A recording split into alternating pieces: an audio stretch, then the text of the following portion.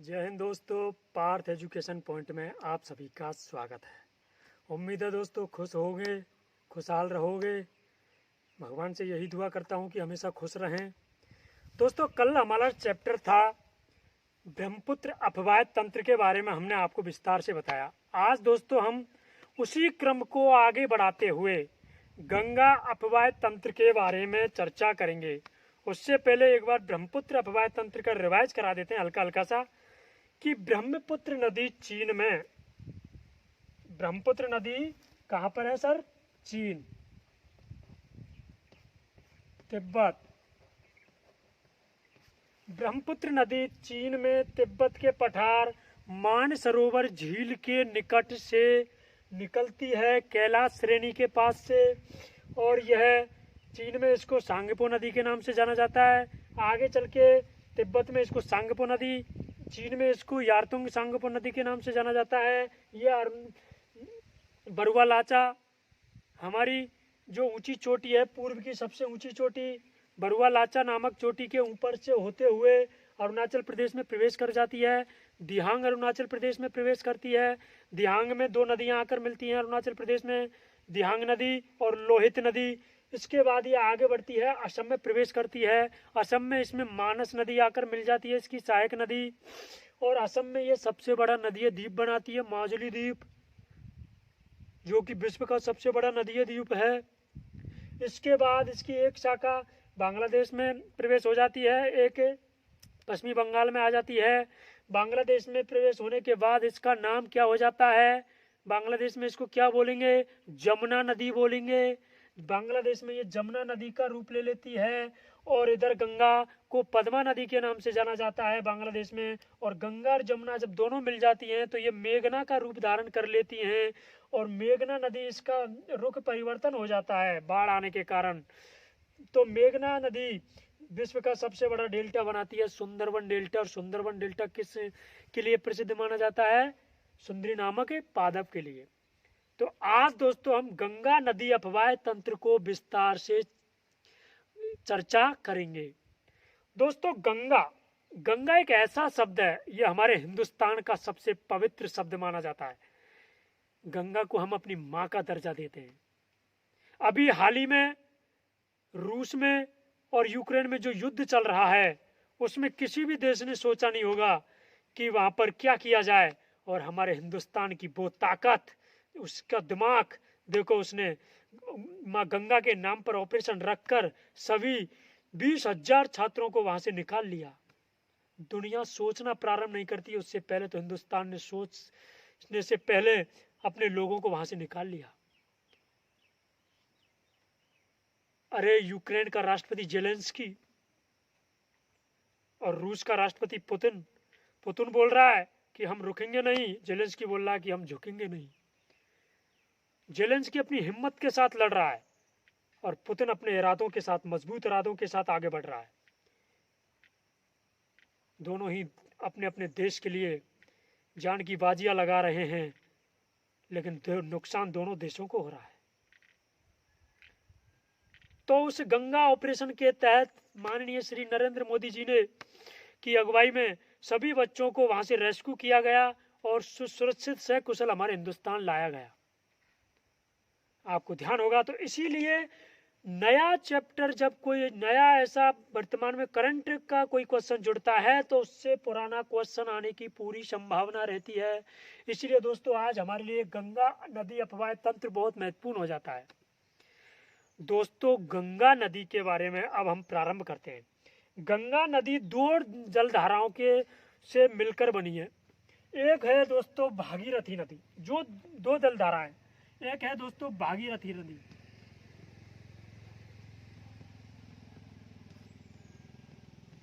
एक भागीरथ नदी है, एक अलकनंदा।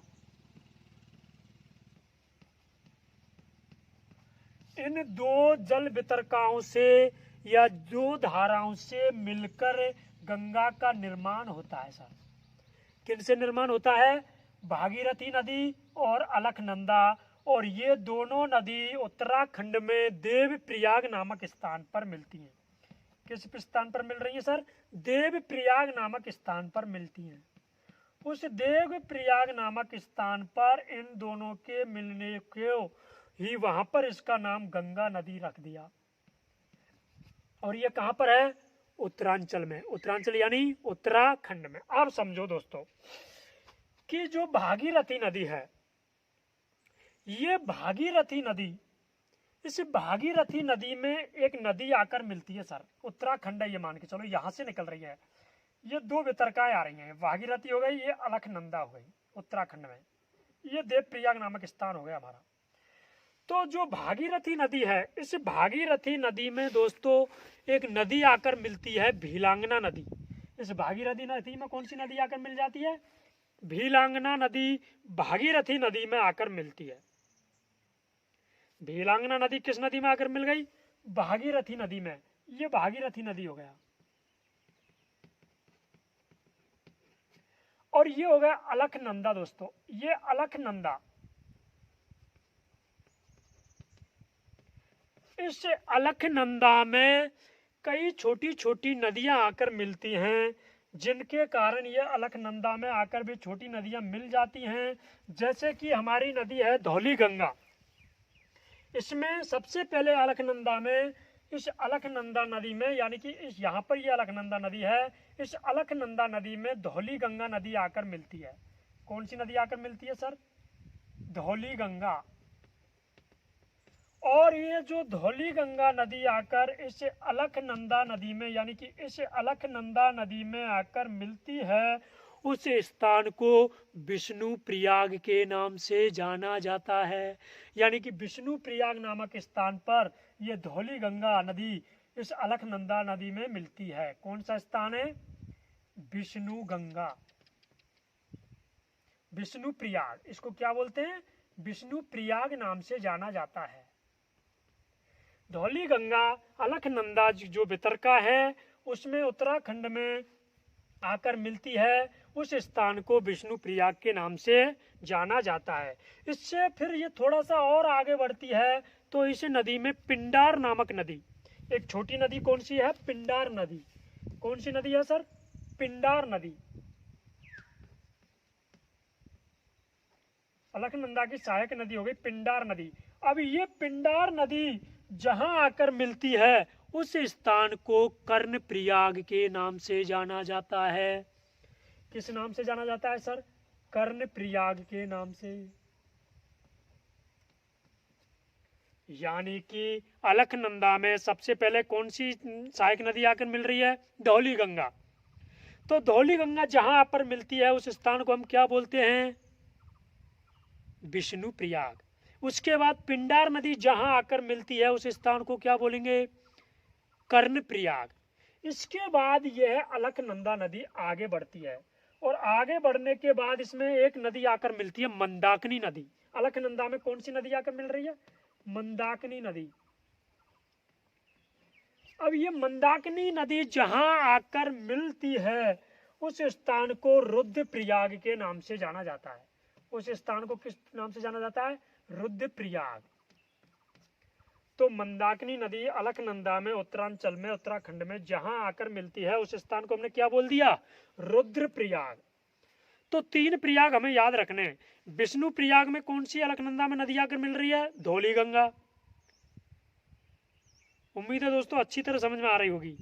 मतलब रुद्रप्रयाग, रुद्रप्रयाग में कौन सी नदी? मंदाकिनी नदी। कर्णप्रयाग में कौन सी नदी आकर मिल रही है? पिंडार नदी। और ये तीनों नदी किसकी सहायक नदी है? अलकनंदा की।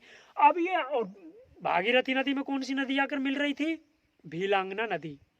अब ये जब दोनों नदी आपस में ये मिलकर ये 2 नदी बन जाती हैं, एक भागीरथी बन जाती है और एक अलकनंदा। अब ये भागीरथी नदी, मान के चलो ये दोस्तों ये दोनों नदी आकर मिल गई। ये जो भागीरथी नदी है, ये इस स्थान पर अलकनंदा और भागीरथी की मिल रही हैं, उस स्थान को हम क्या बोलेंगे? बताओ। जहां पर अलकनंदा और भागीरथी नदी आकर मिल रही हैं, उस स्थान को देवप्रयाग के नाम से जाना जाता है। तो कितने प्रयाग हो गए? 4 स्थान। विष्णु प्रयाग में धौलागिरी पर नदी में आकर मिल रही है, रुद्रप्रयाग में मंदाकिनी नदी आकर मिल रही है, कर्णप्रयाग में पिंडार नदी आकर मिल रही है। और अलकनंदा और भागीरथी नदी जहां आकर मिल रही हैं उस स्थान को हम क्या बोलते हैं? देवप्रयाग। क्या बोलेंगे सर? देवप्रयाग। ये जो भागीरथी नदी है सर, ये गंगोत्री नामक ग्लेशियर से निकल रही है, गाय के मुख से निकल रही है। भागीरथी नदी जो हमारी है ये गौमुख से निकल रही है, गंगोत्री नामक ग्लेशियर से निकल रही है। ये बृहद हिमालय को चीरते हुए आ रही है सर, ये जो हमारी भागीरथी नदी है। अब ये उत्तरांचल में, अब एक चीज और समझने वाली बात है, इस उत्तरांचल में जब ये दोनों नदी आकर मिल जाती है तो इस स्थान पर इसको क्या नाम दे देते हैं हम? गंगा नदी। क्या नाम दे दिया? गंगा नदी। कहां पर दिया? देवप्रयाग में। देवप्रयाग में जब ये दोनों नदी आकर मिल गई तो उस स्थान को हमने गंगा नदी कह दिया। वहां पर इसका नाम क्या हो गया? गंगा। किसका? अलकनंदा और भागीरथी नदी का। अब ये आगे बढ़ती है सर, ये उत्तरांचल में। उत्तरांचल में जैसे ही ये भागीरथी और अलकनंदा आगे बढ़ेगी तो ऋषिकेश होते हुए ये नदी फिर आगे बढ़ती है। ऋषिकेश, हरिद्वार, ऋषिकेश और हरिद्वार होते हुए ये उत्तर प्रदेश में प्रवेश करती है।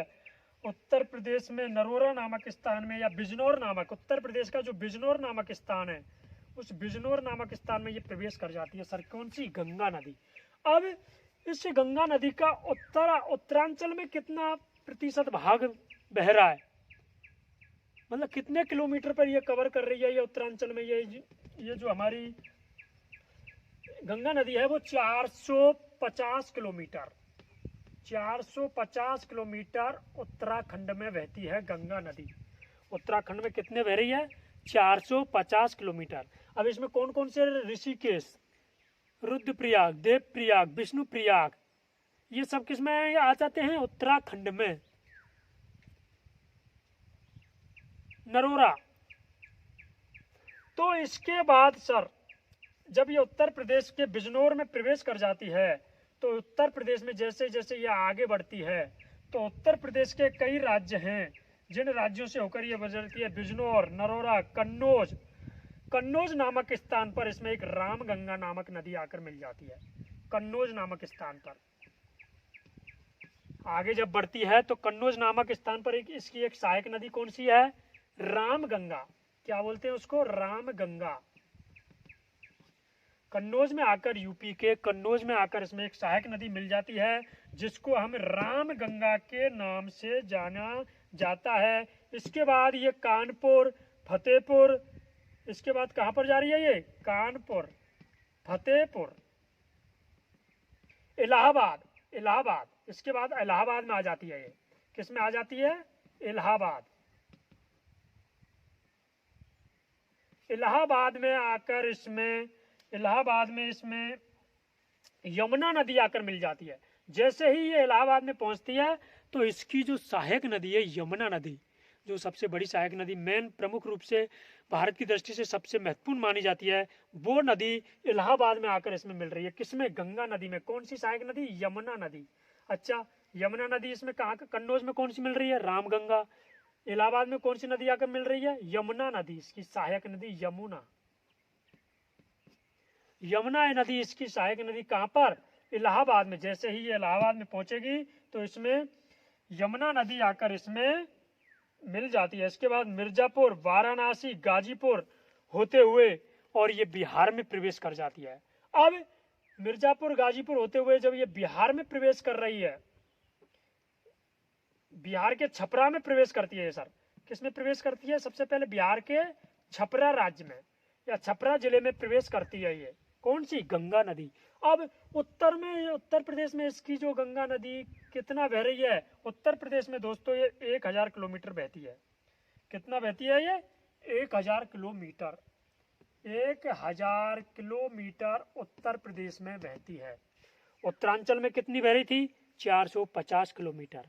उत्तर प्रदेश में कितना हिस्सा बहता है इसका? 1000 किलोमीटर दूरी क्या करती है? ये तय करती है।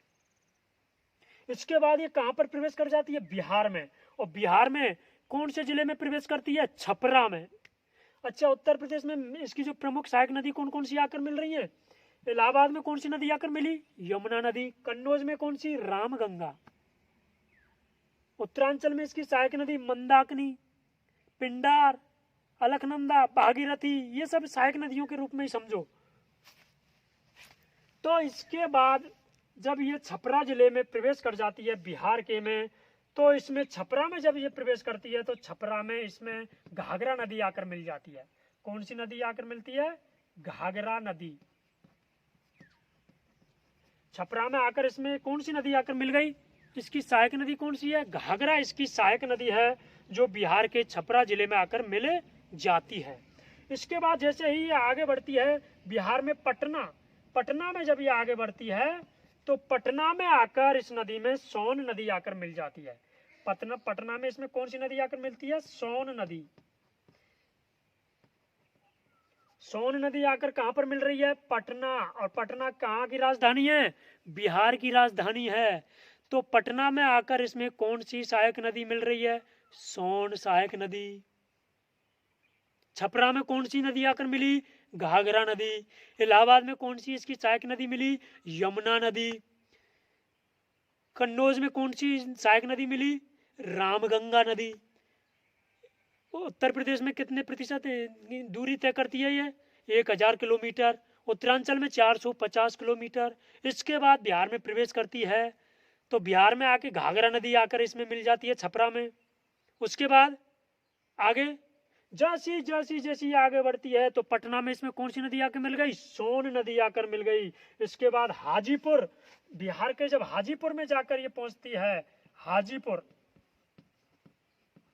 दोस्तों, बिहार के जैसे ही हाजीपुर में पहुंचती है ये, तो हाजीपुर में इसमें गंडक नदी आकर मिल जाती है। कौन सी नदी आकर मिल जाती है? इसकी सहायक नदी गंडक। इसकी सहायक नदी आकर इसमें गंडक, इसकी सहायक नदी आकर इसमें मिल जाती है। कहां पर? हाजीपुर में। और हाजीपुर कहां पर है? बिहार में। तो बिहार में हाजीपुर में इसमें गंडक, इसकी सहायक नदी आकर इस गंगा में मिल जाती है। इसके बाद जैसे ही ये आगे बढ़ती है तो भागलपुर, हाजीपुर से फिर आगे बढ़ेगी तो भागलपुर नामक स्थान पर दोस्तों, भागलपुर नामक स्थान पर, इस भागलपुर नामक स्थान, बिहार के भागलपुर नामक स्थान पर पहुंचती है तो यहाँ पर इसमें कोसी नदी आकर मिलती है। सर, भागलपुर नामक स्थान पर इसमें कौन सी नदी आकर मिल रही है? सहायक नदी कोसी नदी। और कोसी नदी को बिहार का शोक कहते हैं और बंगाल का शोक दामोदर नदी को कहते हैं और गुजरात का शोक नर्मदा नदी को कहते हैं। इन चीजों को सर रटो मत, याद करो, समझो। तो जैसे ही भागलपुर पहुंची तो भागलपुर बिहार में इसमें कौन सी नदी आकर मिल गई? कोसी नदी, जो क्या है? बिहार का शोक। अच्छा, इससे पहले कौन सी नदी आकर मिल रही थी इसकी? पटना में कौन सी नदी आकर मिली थी? पटना में सोन नदी। कौन सी नदी आकर मिली थी पटना में? सोन नदी। और छपरा में घाघरा नदी। ये बिहार में चल रहा है सर, बिहार में प्रवेश कर गए हम। उत्तरांचल हमने पढ़ लिया, उत्तर प्रदेश हमने पढ़ लिया, इसके बाद हम बिहार में प्रवेश कर गए छपरा में, जिसमें घाघरा नदी आकर मिलती है। वहां से हम अभी बिहार में चल रहे हैं। इसके बाद हाजीपुर होते हुए भागलपुर में इसमें कोसी नदी आकर मिल गई और भागलपुर से होते हुए फिर ये सर झारखंड में प्रवेश कर जाती है। फिर ये नदी कहां पर प्रवेश करती है? अपने झारखंड में। इस झारखंड में प्रवेश कर जाती है और बिहार में ये नदी कितने किलोमीटर बहती है? 455 किलोमीटर। बिहार में 455 किलोमीटर बहती है। कहां पर सर? बिहार में। अच्छा, उत्तरांचल में कितना बह रही है सर? 450 किलोमीटर। उत्तर प्रदेश में 1000 किलोमीटर। बिहार में 455 किलोमीटर क्या कर रही है? ये बह रही है। इसके बाद हम कहां पर प्रवेश, बिहार के बाद कहां पर? झारखंड में प्रवेश कर गए सर। और झारखंड में मात्र सर ये 40 किलोमीटर, झारखंड में 40 किलोमीटर बहती है ये सर। कितने दूरी तय कवर कर रही है झारखंड में? बहुत कम बहती है। कितना किलोमीटर बह रही है? मात्र 40 किलोमीटर ये झारखंड में बहती है। इसके बाद ये पश्चिमी बंगाल में प्रवेश करती है सर। झारखंड के बाद हमारी ये नदी पश्चिमी बंगाल में प्रवेश कर गई और पश्चिमी बंगाल में ये 520 किलोमीटर बह रही है सर। दूरी कितने दूरी तय करती है पश्चिमी बंगाल में? 520 किलोमीटर। जहां पर इसमें हुगली नदी, दामोदर नदी, कुछ सहायक नदियां हैं जो इसमें मिल जाती हैं। इस तरह हमें याद करना है सर। तो पश्चिमी बंगाल में कितने किलोमीटर दूरी तय कर रही है ये नदी? 520 किलोमीटर। इसके बाद ये नदी बांग्लादेश में प्रवेश कर जाती है। जब पश्चिमी बंगाल के आगे बढ़ती है तो इसमें पश्चिमी बंगाल में एक फरक्का नामक बैराज, फरक्का नामक स्थान, इस फरक्का नामक स्थान पर बैराज बना हुआ है, जो सबसे बड़ा बैराज माना जाता है फरक्का बैराज पश्चिमी बंगाल का। क्योंकि ये कोलकाता में इसमें हुगली नदी आकर मिलती है। जैसे ही ये पश्चिमी बंगाल में आती है तो हुगली नदी है वो कोलकाता में आकर मिलती है। कोलकाता का शहर हुगली नदी के किनारे बसा हुआ है। तो कोलकाता शहर किस नदी के किनारे बसा हुआ है सर? हुगली नदी के किनारे, हुगली नदी के किनारे। अब जैसे ही ये गंगा बांग्लादेश में प्रवेश करती है तो बांग्लादेश में प्रवेश करने के बाद इसका नाम पद्मा हो जाता है। क्या हो जाता है सर? पद्मा। और इधर से हमने आपको बताया ब्रह्मपुत्र नदी जैसे ही बांग्लादेश में प्रवेश करती है तो बांग्लादेश में उसका नाम जमुना हो जाता है, जमुना नदी हो जाता है। और ये पद्मा और जमुना ये दोनों नदी जब मिलती हैं तो मेघना का रूप धारण कर लेती हैं। और मेघना का रूप धारण करने के बाद ये पश्चिमी बंगाल में इस बंगाल की खाड़ी में गिर जाती हैं और बंगाल की खाड़ी में सुंदरवन डेल्टा का निर्माण करती हैं, जो विश्व का सबसे बड़ा डेल्टा है। यहाँ पर सुंदरी नामक वृक्ष पाया जाता है। तो दोस्तों चीजों को रटो मत, समझो। एक बार हम गंगा नदी का एक बार रिवाइज और करते हैं, आपके बिल्कुल समझ में आएगा। उत्तरांचल में दोस्तों 550 किलोमीटर ये नदी बह रही है। इस गंगा नदी की टोटल लंबाई आपको बता देता हूं दोस्तों, 2525 किलोमीटर है। गंगा नदी की हमारे भारत में टोटल लंबाई 2525 किलोमीटर है। भारत की सबसे बड़ी नदी अपवाय तंत्र है गंगा। अब आपको इसकी कितनी सहायक नदियां याद हो गई? राज्य वाई बताया मैंने सर। उत्तरांचल में ये दो वितरकाओं से मिलकर बन रही है, भागीरथी और अलकनंदा। भागीरथी में कौन सी नदी आकर मिल रही है? भीलांगना नदी। अलकनंदा में कौन कौन सी नदी आकर मिल रही है? पिंडार नदी, मंदाकिनी। अलकनंदा और भागीरथी जहां आकर मिलती है उस स्थान को क्या बोलते हैं? देवप्रयाग। गंगोत्री नामक ग्लेशियर से ये निकल रही है भागीरथी नदी। और इस भागीरथी नदी पर ही सबसे ऊंचा बांध है टिहरी बांध। भीलांगना नदी और भागीरथी पर टिहरी बांध सबसे बड़ा बांध है, टिहरी बांध। किस नदी पर? भागीरथी नदी पर। कहां पर? उत्तरांचल में। कौन सा बांध है? टिहरी बांध। इसके बाद दोस्तों जब ये उत्तर प्रदेश में प्रवेश कर जाती है तो इसकी सहायक नदियां हैं यमुना नदी, रामगंगा। इस तरह से फिर ये बिहार में प्रवेश कर जाती है तो बिहार में इसकी घाघरा, गंडक, कोसी, सोन, ये इसकी बिहार की सहायक नदियां हैं। पश्चिमी बंगाल में इसकी सहायक नदी हुगली नदी। फिर बांग्लादेश में इसका नाम क्या हो जाता है? पद्मा हो जाता है। और उधर से उसका नाम बांग्लादेश में इसका नाम क्या हो जाता है? पद्मा। और ब्रह्मपुत्र का क्या हो जाता है? जमुना। और जब पद्मा और जमुना दोनों मिलती हैं तो क्या कौन सा रूप धारण कर लेती हैं? मेघना का रूप धारण कर लेती हैं। और जब मेघना नदी कौन सा डेल्टा बना रही है? सुंदरवन डेल्टा। सुंदरवन डेल्टा किसके लिए प्रसिद्ध है? सुंदरी नामक पादप के लिए प्रसिद्ध है। और पादपों में सबसे बेस्ट क्या है? कमल। और आप सब कौन हो? कमल हो। और कमल हमेशा खिलता ही रहता है। तो दोस्तों इस तरह से चीजों को याद करो। इस गंगा ऑपरेशन से मुझे एक चीज और याद आ गई। हमारे भारत ने और रूस ने जो एक मिसाल बनाई है, ब्रह्मोस मिसाल। ये ब्रह्मपुत्र नदी और रूस की एक महाओज नदी है।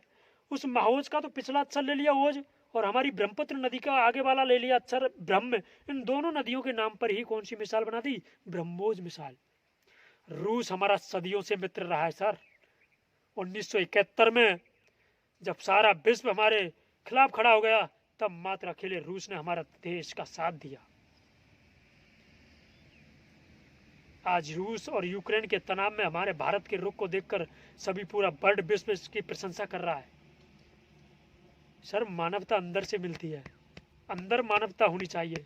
हम एक शांति प्रिय देश है, शांति प्रिय देश में रहते हैं, शांति प्रिय तरीके से रहना जानते हैं।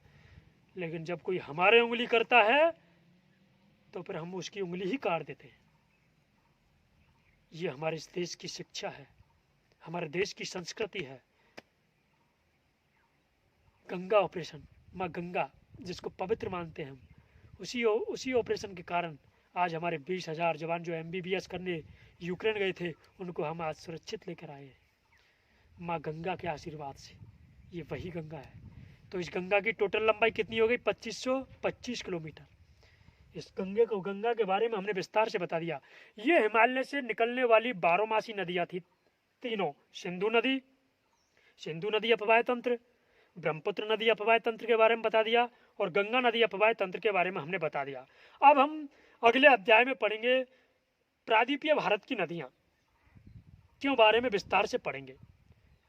दोस्तों, अगर इस चीज़ में आपके समझ में नहीं आ रहा है तो हमें कृपया करके कमेंट करके बताएं। अगर और किसी भी चीज़ के बारे में आपको जानकारी चाहिए तो हम चाहे कैसे भी कहीं से भी व्यवस्था करें, आपको बताएंगे सर, पूरा सहयोग देंगे हम। आप कमेंट बॉक्स में हमें बताएं, और अगर हमारे पढ़ाने में कोई सुधार करना हो तो हम उसमें भी सुधार करेंगे। कोई कमी आपको नज़र आ रही है तो उसको बताएं, जिससे हम अपनी पढ़ाने में सुधार करें। आज के लिए इतना ही दोस्तों। जय हिंद, जय भारत। और जिस भाई ने मेरा चैनल सब्सक्राइब नहीं किया है तो प्लीज़ मेरे चैनल को सब्सक्राइब करें और शेयर करना ना भूलें, बेल आइकन को दबा दें। उम्मीद है दोस्तों आपके समझ में आ रहा होगा। बहुत मेहनत कर रहा हूँ आपके लिए, जहाँ मौका मिलता है वहीं आपको पढ़ाने की कोशिश कर रहा हूँ। अभी मैं ड्यूटी पे आ गया हूँ तो मेरे को इतना टाइम नहीं मिल रहा है, लेकिन जहाँ मेरे अपने खुद के टाइम से निकाल कर मैं आप लोगों के लिए मेहनत कर रहा हूँ कि मैं चाहता हूँ कि मेरे देश का हर जवान पढ़े, हर जवान शिक्षित बने। मेरे अंदर जितना ज्ञान है मैं पूरा ज्ञान देने की कोशिश करूँगा, और आप लोगों से मुझे सीखने को मिलेगा। अगर आप मुझे कमेंट बॉक्स में कुछ बोलेंगे तो मुझे भी सीखने को मिलेगा सर, क्योंकि सीखने की कोई उम्र नहीं होती। चाहे आप 90 साल के हो जाओ, चाहे आप 100 साल के हो जाओ, सीखने की कोई उम्र नहीं होती। तो उम्मीद है दोस्तों आप मेरा सहयोग दोगे अपने भाई का। तो आप मेरे चैनल को लाइक करें, शेयर कर लें और सब्सक्राइब करना ना भूलें। जय हिंद दोस्तों।